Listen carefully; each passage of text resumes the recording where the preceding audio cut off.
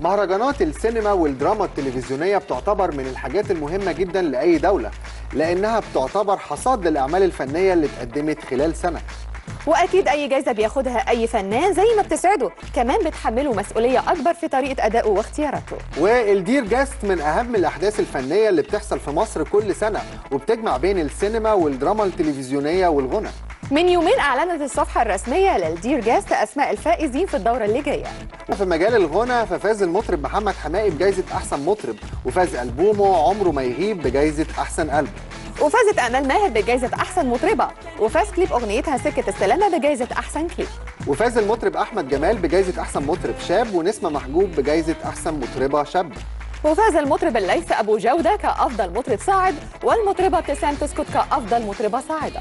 وعن صناع الاغنيه فاز خالد عز كافضل ملحن، وشريف مكاوي كافضل موزع، وامير تعيمه كافضل شاعر.